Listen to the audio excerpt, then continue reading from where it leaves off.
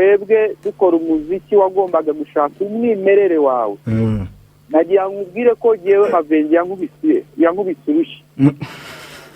Mwumvishije ibintu ndamubwira ni ndashaka kariya kantu kameze nka kamiliyoni. Arambwira ati ba wowe ntuzigere uba kamiliyoni. Ntabwo azashobora gupfora umuheto cyo kora wenda ashobora kumenya gukoresha agapote neza cyangwa kutayikoresha. Muri minsi ndi n'umurokore. Yesashimwe. Ndi n'umurokore nabonye. Ibintu biba bikomeye rega ubona ko corona iteye ubwoba. Murakoze cyane. Nkuko mubivuze nitwa Kayitare Wayitare Dembe ariko yandi yo mu ndangamuntu ni Kayitare Emmanuel.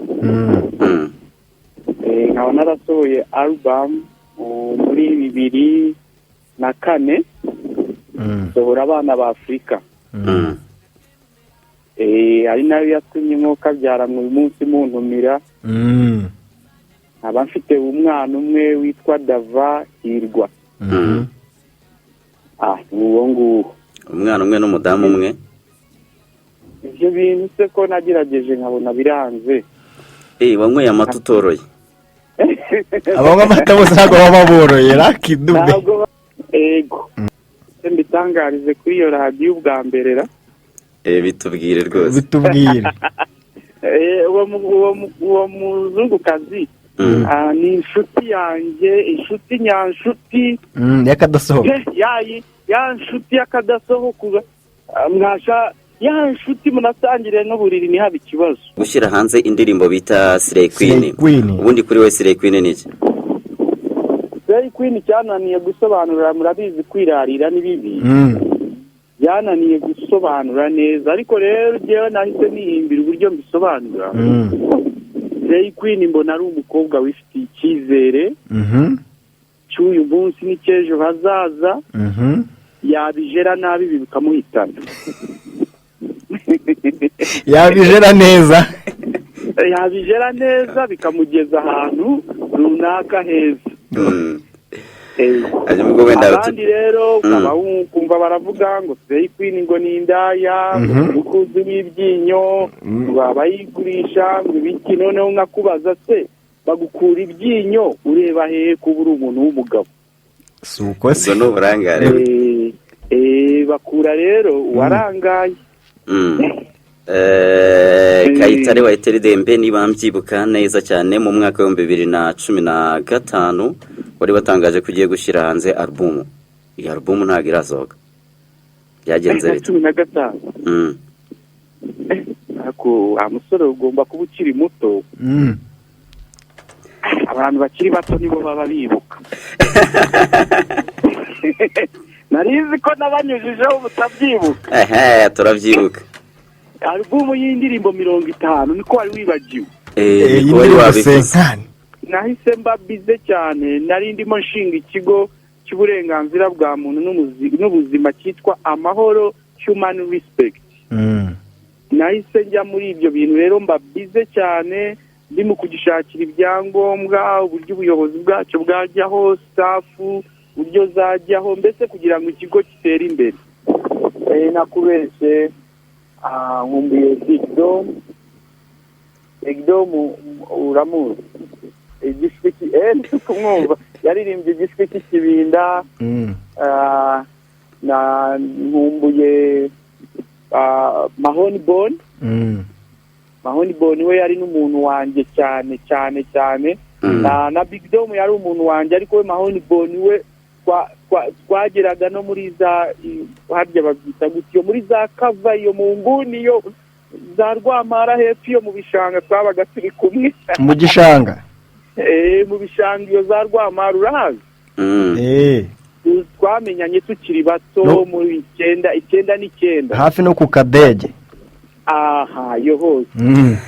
Ni nawe wagiye anyereka izo nzira zose kandi yari umugabo utwiye mugufi. Mahoni Bone we yagiye nako nuza Big Dom yagiye anyereka aho style ziri zo kwambara. Yakurangiraga ibyangwe. Byangwe. Noneho undi muntu we ari hano mu gihugu Makonikoswa buriya twabaye inshuti cyane. Hari n'umukobwa uri mu Bufaransa izina rirangiyeho nimbera umukobwa uri mu Bufaransa waririmbye ndarota. Ni meza muraho neza. Turagumye turashima Uwiteka. Imana ishimwe cyane rwose. Ihimbazwe n'ukuri. Muri minsi ndi n'umurokore. Yesu ashimwe. Ndi n'umurokore nabonye. Ibintu biba bikomeye rega ubona ko corona iteye ubwoba. Tugeze mu gihe cyo kwiyegereza Uwiteka. Ariko buriya ngo umuntu arokorwa ibyo yakoze. Uri kurokorwa ibiki Kayitare Wayitare? Yewe nuko banumva bavuga ngo bya bihe ngo hazaza ngo ibyorezo ngo ibiki bikancanga. Wigerera ubwoba.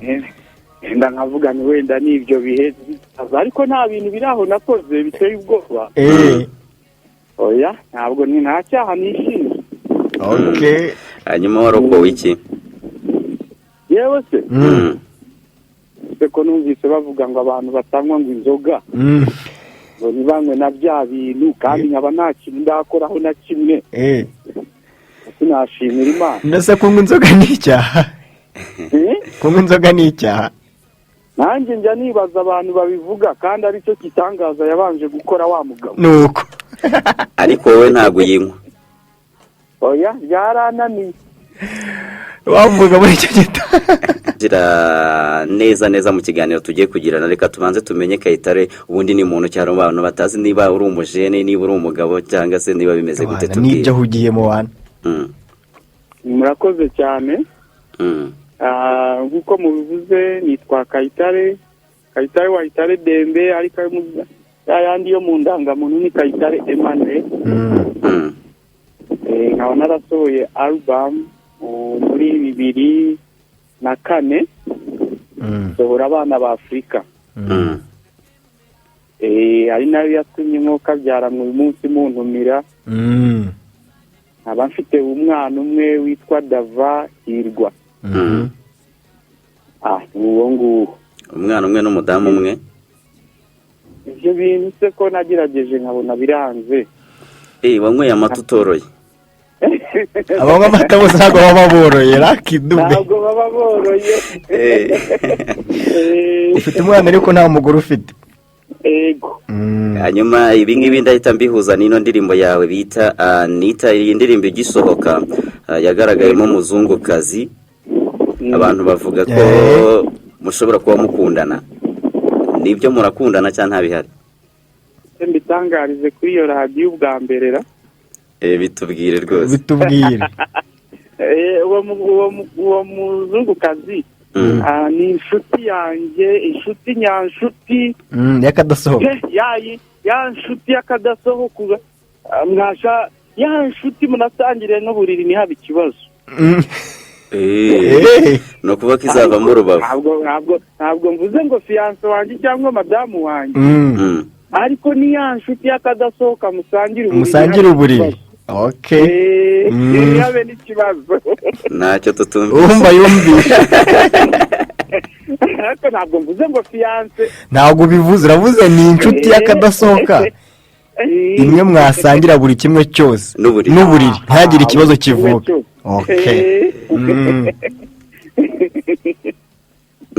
Hanyuma reka tugaruke ku bikorwa byawe by'umuziki muri rusange. Uherutse gushyira hanze indirimbo bita Slay Queen. Ubundi kuri we Slay Queen ni iki? Slay Queen cyananiye gusobanura, murabizi kwirarira n'ibibi. Byananiye gusobanura neza ariko rero jewe nahise nihimbira uburyo mbisobanura. Slay Queen mbona ari umukobwa wifitiye icyizere. Cy'uyu munsi n'icyejo hazaza. Yabijera nabi bikamuhitana. Yabijera neza. Yabijera neza bikamugeza ahantu runaka heza. Abandi rero ukaba kumva baravuga ngo Slay Queen ngo ni indaya, umukuzi w'ibyinyo, babayigurisha ngo ibiki. Noneho nkakubaza se bagukura ibyinyo ureba hehe kuba uri umuntu w'umugabo? Suko se no burangare. Bakura rero warangaye. hanyuma wenda tugarutse ubwo icyo ni igisobanuro cya Slay Queen uduhaye nk'indirimbo yawe Slay Queen ho wavugagamo iki? Slay Queen uvuga ngo mbavugamo mbanereta nk'umuslay Queen manateretaga umuslay Queen ariko wabonye ko hari umuntu wasanze ndi kumwe nawe mu muhanda slayinga hanyuma wakaza n'imodoka akamuntwara kuko ntasobanukiwe neza ko umuslay Queen yifitiye icyizere atajya agendana n'abadafite amamodoka kubera yifitiye icyizere we yagendanye n'abafite amamodoka anjugunye aho ngaho nasamye ndangaye. Ese Kayitare nyuma y'uko ugize gutyo ukiyita umwami w'abasireyi ugashyiraho n'umwamikazi wahise umwimika, yego feedback wakiriye zabaye nk'izihe? Paul wo muri Bibiliya, Paulo wo muri Bibiliya uramuzi, ajya kubwiriza ab'i Roma yihinduye nkabo kugira ngo bamwumve. Aho nihinduriye nkabo baransanze benshi abasireyi bahise bansanga benshi, noneho ntangira kubaha ubutumwa nashakaga kubabwira ko gusireyinga bagomba kubijera kugira ngo bitabahitana. N'umwamikazi wimitse yaraje?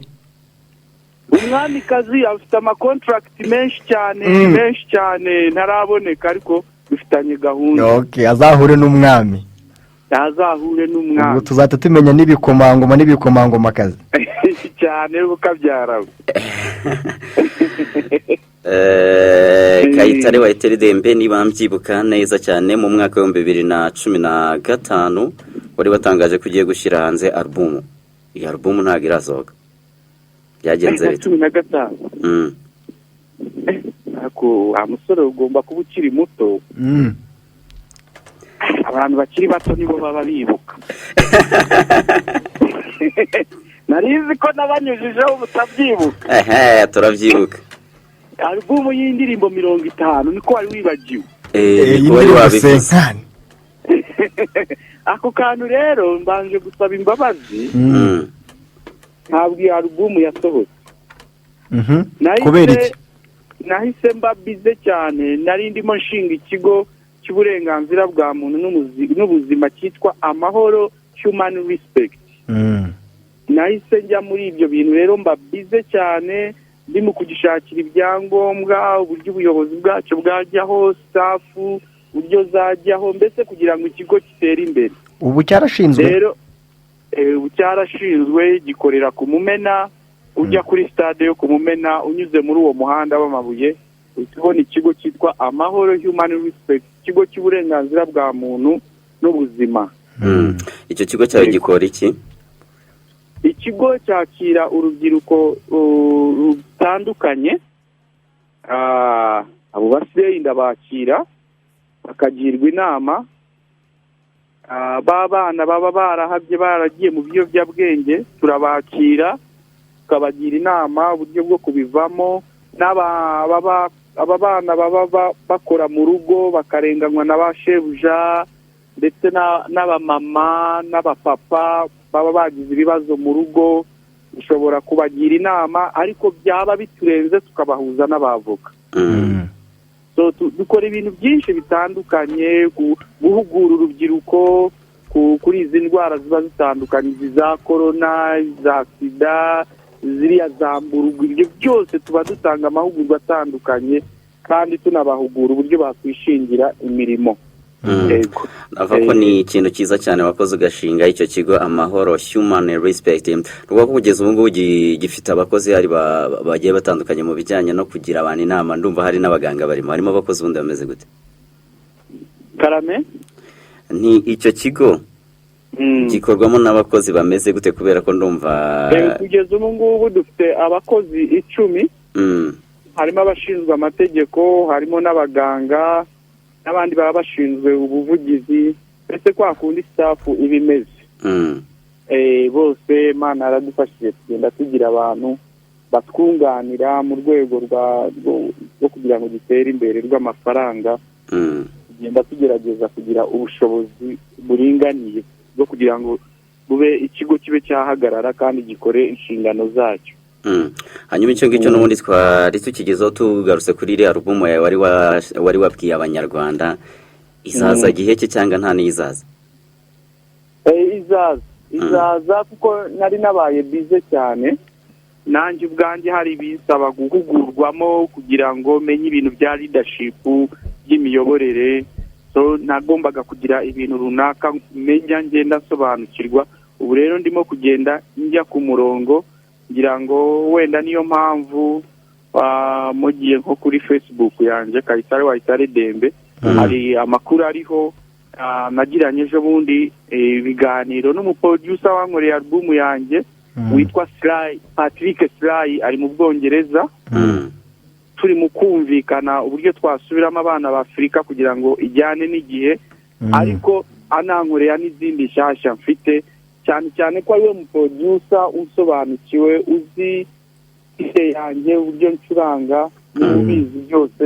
Yanyemereye rero ko azareba mu mwaka utaha uburyo yaza kugira ngo amfashe gusohora izo ndirimbo zanjye. Reka twizere ko bizagenda neza iyo album abanyarwanda bakayibona. Hanyuma uvuze Facebook, bya bintu mu gukora hasi ukwibutsa umuntu ibuye, hari ibaruwa mu minsi yashije washyize kuri Facebook wandikiye abahanzi ngo urugero rwawe mwatangiranye umuziki, ni ibaruwa yari iteye gute? Iyo baruha urabona iyo ubanye n'abantu bakagenda nta n'umwe ugusezeye urabakumbura. Nanjye rero n'ubukumbuzi nzize, ndavuga rero ibaruha twagize n'amahirwe haje ayo ma Facebook n'ibindi nk'ibyo, byo byashobora kubageraho aho bari hose cyangwa batabibona n'undi akababwira. Ese wowe kabyarawe wari uzi ko ari bwo buryo uwo muproducer wanjye nari narabuze ari bwo buryo namubonye? Yarabisomye arangije aranshakisha, usomye ibaruwa ati mba mu Bwongereza. None iyo baruha rero nashakaga harimo kubasuhuza, ndibuka n'ibihe bagiye bagira, twagiye tugirana, ariko nanone mbabwira ko ari cyo gihe cyari kigeze kugira ngo babone inzira bagiye banyuramo z'inzitane zo kubaka industry yo mu Rwanda y'umuziki. Byari bimeze nabi, turi kuri zero, bimeze nabi, ariko byibuze n'ubu ngubu bakwiye kuba bagaragara kugira ngo nanone bishimire bya bintu bakoraga byiza byo kubaka umuziki wo mu Rwanda. Harimo byinshi bitandukanye wenda ni byinshi biri muri ino baruwa n'ubundi wanditse ibaruwa irimo n'ikinyarwanda cyiza rwose kimeze neza. Ariko se kugeza ubu ngubu abantu mwatangiranye wumva ukumbuye bagaruka mu kibuga bagakora umuziki nk'uko uri kuwukora ni bande? Nakubeshye nkumbuye Big Dom uramuzi, igishwi kumwumva yaririmbye igishwi cy'ikibinda. Nkumbuye Mahoni Bone we yari n'umuntu wanjye cyane. Na Big Dom yari umuntu wanjye, ariko we Mahoni Bone we twageraga no muri za harya babyita gutyo, muri za kava iyo mu nguni yo za Rwamara hepfo iyo mu bishanga twabaga turi kumwe. Mu gishanga? Mu bishanga iyo za Rwamara urahazi? Twamenyanye tukiri bato muri 9 hafi no ku Kadege. Yo hose. Ni nawe wagiye anyereka izo nzira zose, kandi yari umugabo utwiye mugufi. Mahoni Bone we yagiye nako nuza Big Dom yagiye anyereka aho style ziri zo kwambara. Yakurangiraga ibyangwe. Ibyangwe. Noneho undi muntu we ari hano mu gihugu, Makoni Koswa buriya twabaye inshuti cyane. Hari n'umukobwa uri mu Bufaransa, izina rirangiyeho nimbera, umukobwa uri mu Bufaransa waririmbye ndarota Miss Jojo. Karame? Miss Jojo. Chanela. Chanela buriya nawe yari umuntu wanjye cyane, twaraganiraga. AbaKGB hari abandi bana bitwaga nibari abaHGC barapaga. Ni benshi bo kabyarawe barimo aho benshi, ariko abo ngabo baje mu bihe bikomeye. Na Rafiki Rafiki ndamwibuka duhura ubwa mbere hari Nyamirambo tugasangira capati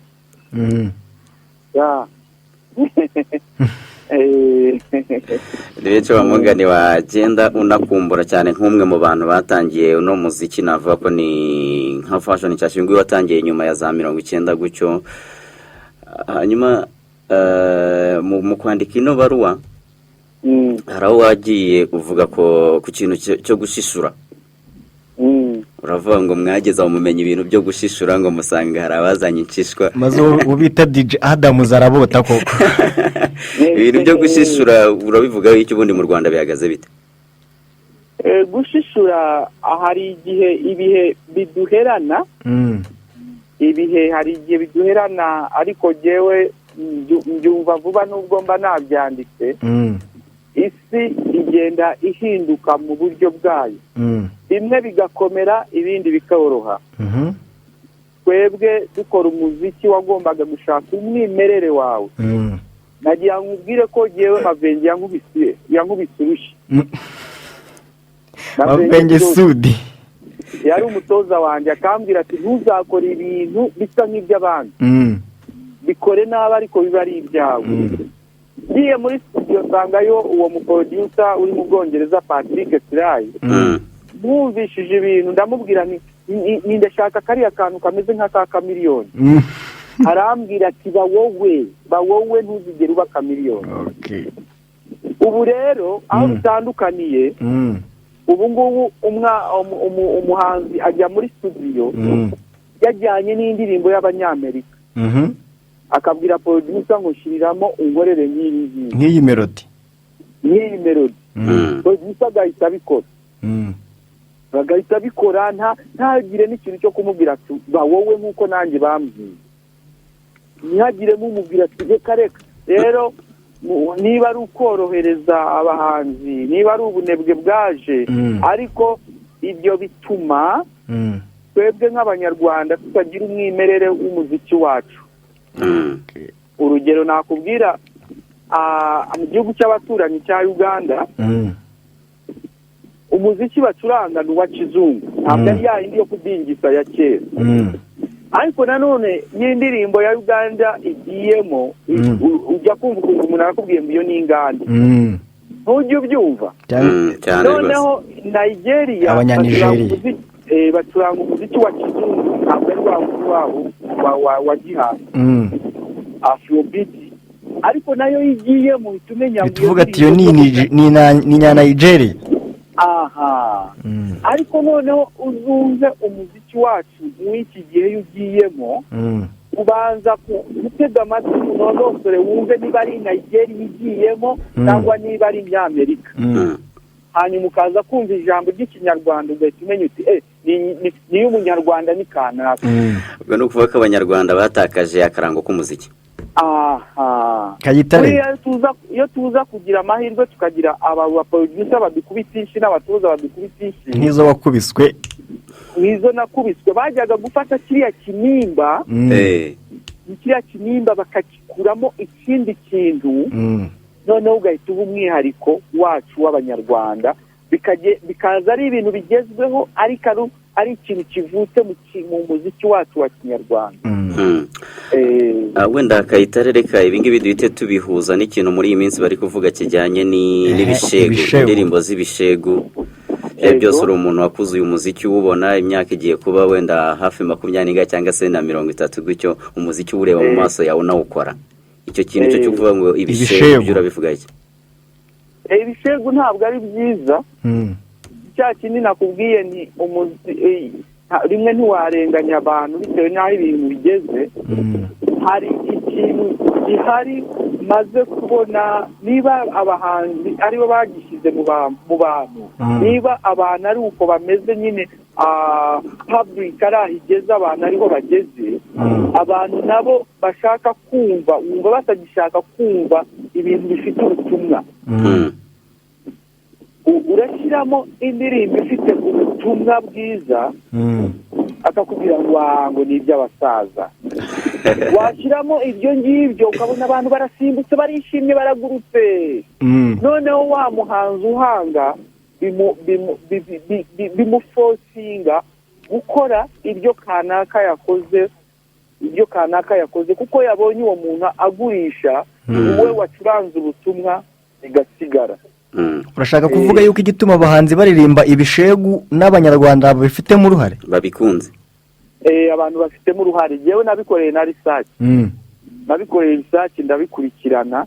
Hari n'abantu bambwiye bati twararambiwe, abantu dufite stress nyinshi, dushaka ubutumwa bwinshi, ibintu by'ubutumwa bikwica mu mutwe, twararambiwe, dufite ibibazo, barishakira yagara. Noneho washyiramo ibyo bintu bigasa nk'aho yihisha ahantu muri box mu ikarito, nk'aho yitsinze ibibazo, yitsinze stress. Ni nka kwa kundi ikintu cyiza kikakubeshya ngo ufite stress nyinshi, nunywa ibiyobyabwenge biratuma usinzira za stress uziyibagiza uruhuke mu mutwe, kandi ugasanga biriya biyobyabwenge unyoye ahubwo bitumye udakemura ikibazo kiguteza stress. None rero urabona biri kujyana umuziki nyarwanda, birawica cyangwa se bigiye kuwushyira ku rundi rwego utaruriho? Birawica kuko tuzagira ibigwari byinshi, tuzagira abantu b'ibigwari byinshi. Nagira ngo ubwire, umbabarire kugusangiza aka kantu. Yewe mu myaka mfite imyaka 5 nabuze papa wanjye. Mfite imyaka 7 mbura mama wanjye.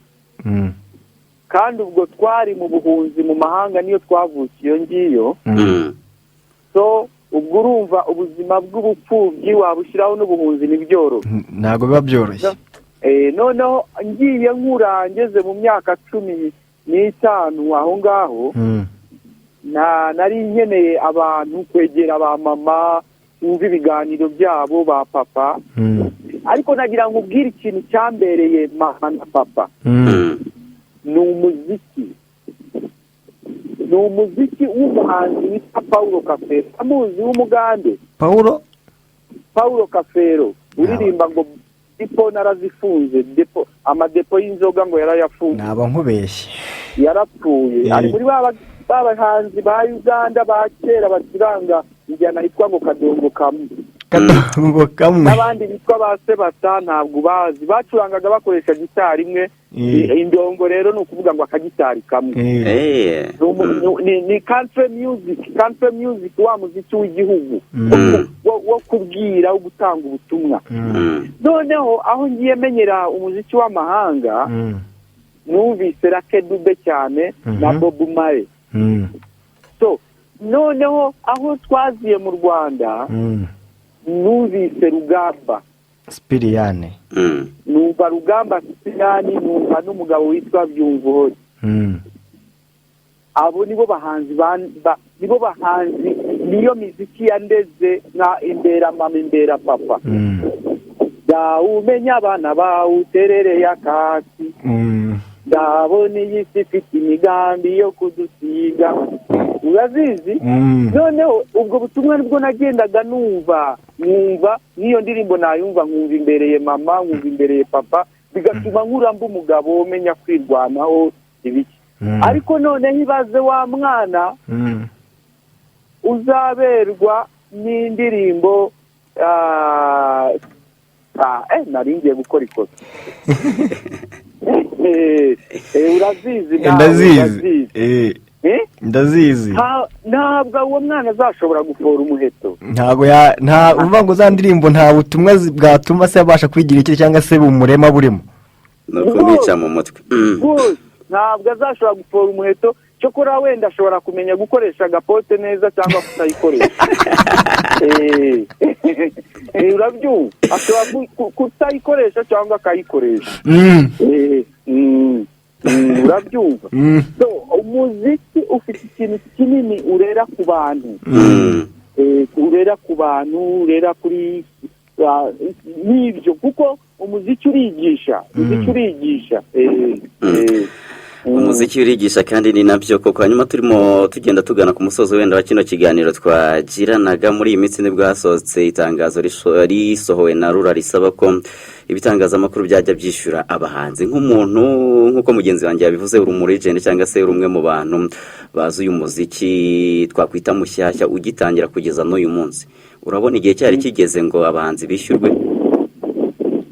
Ibyo byo ntabwo jewe ndi kumwe nabo, ntabwo igihe kigeze ngo abahanzi bishyurwe. Abahanzi ntabwo barashobora nabo ntabwo umuntu uri urisizi aramenya umuhanzi runaka ninde. Umuhanzi acyakeneye mu muziki w'u Rwanda uracyari kuri level yo kugira ngo umenyekane, ahubwo bakwiye kuba bavuga ngo itangazamakuru bifashe gute kugira ngo umuziki w'u Rwanda umenyekane. Bakwiye kuba bavuga bati itangazamakuru mufashe abahanzi kugira ngo basohore umuziki uri kuri level nziza. Urabyumva? Ariko noneho se ubu ngubu tubanze turebe itangazamakuru ryo mu Rwanda, uraribwiye ngo nirigure umuziki, n'itangazamakuru naryo ubwaryo riracyari kwiyubaka. Itangazamakuru naryo ubwaryo riracyari kwiyubaka, rikeneye kwiyubaka. Aho ngaho uzaba uritangiriye kuko naryo ubwaryo riri mu kwiyubaka. Nta bushobozi naryo ryagira ryo kugura imiziki y'abanyarwanda, kuko n'umuziki w'u Rwanda nawo nturagera kuri level nziza dushaka kugira ngo uhatane n'uwa Tanzania n'uwa Bugande n'undi. Ahubwo bakwiye itangazamakuru rikwiye gufasha kuko rigera kure, ahubwo rikamamaza uwo muziki. Kandi niryo ryadufashaga kugira ngo byibuze n'uwo muziki aho utangiye kumenyekana uhagere. So nibagera rero mu kugura itangazamakuru nkeka ko rizifata, wenda kubera naryo rikeneye umuziki usange riguriye nk'abantu batatu cyangwa babiri. Ubwo ngubwo wa mwana ugitangira umuziki urumva azapfa azamuka, azacuranyirwa mu mageto gusa. Azacuranyirwa mu mageto. Kandi umuhanzi muzima ashimishwa nuko message yasohoye abantu bayumva. Ibijyanye n'amafaranga bikaza nyuma. Umuntu w'umubyeyi mukuru w'umumama yarambwiye ati warakoze gusohora abana ba Afurika, natinyaga kubabwira ko sida ihari bagomba kujya bambara agapote, atari kumva nsigaye mbashyiriramo abana ba Afurika, nkabashyiriramo ab'amaso meza, nkabashyiramo tugenga Afurika. Barangiza kuzumva babyinnye nkababaza ngo muri izo ndirimbo mwumvise n'iki? Ati bakambwira ngo twumvisemo kwirinda sida. Urabyumva? Ati nkahita mbabwira ati rero mubimenye ni danger. Urabyumva? Rero uwo mukecuru uwo mumama bimbwiye narishimye cyane kuko numvise indirimbo nasohoye zifite message ziri mu gutanga ubutumwa. Ariko yitaba radiyo ntabwo bajyaga kubyumva. So rero jewe ni byiza kuba abahanzi b'u Rwanda nabo bakwinjiza bagahembwa, radiyo zikabagurira, ariko nanone level ndabona itaragerwaho. Ahubwo tugomba kubaka kugira ngo iyo level tuzayigeraho, wenda bazaza bo bazashobore kubigeraho. Urakoze cyane. Ibintu byose hari ababyubaka abandi bakaza bagasanga abandi barubatse ntibababare nk'uko abandi bababaye. Kandi iyo wubaka ibintu ntuvuga ngo ngo mbyubake ngo kanaka azaze birye. Oya, ugomba kubaka kugira ngo abazaza bazasange warashyizeho itafari n'ibyambere. Arakoze cyane Kayitare wayitare. Vakunyumba zikiyaga Anita Turuti nyumbani Anita bucura bw'amabukwe mutoni wase. Ibero byariboye biganza bitanga ituze. Nkumbuye y'amagambo wabwiraga twicaranye. Nkumbuye kagaseko wasekeraga turi kumwe. Nakuciye inyuma rimwe gusa igihe nakundaga murumuna wawe Anita mukunzi. Ikosa ndaryemera ndagusaba umbabarire. Ikosa ndaryemera ndagusaba ungarukire. Sinzongera kuguca inyuma nzajya nguca imbere. Ufite ubwiza butoshye garuka nkwambike impeta. Va ku nkombe z'ikiyaga Anita garuka mu rugo. Ibyo abasore yarabirambiwe yibera ku nkombe z'ikiyaga kuko ntiwabonera umutuzo Anita asigaye atinya ikinyoma cy'abasore Anita iby'abasore yarabirambiwe asigaye yibera ku nkombe z'ikiyaga kuko ntiwabonera umutuzo Anita asigaye atinya ikinyoma cy'abasore utunyoni two ku kiyaga tumurutira abasore amafi yo ku kiyaga kamurutira abasore utuzi two ku kiyaga tunoza ibikomere by'urukundo akayaga ko ku kiyaga karamupfumbata kakamuhumuriza songa mutima nangaye wokutika nkarakokwea songa naleliyo carakuriri amashuka gakumbaza najya gutegura icyo ntambara inyenzi kakumbaza najya gushakisha icyo nsamura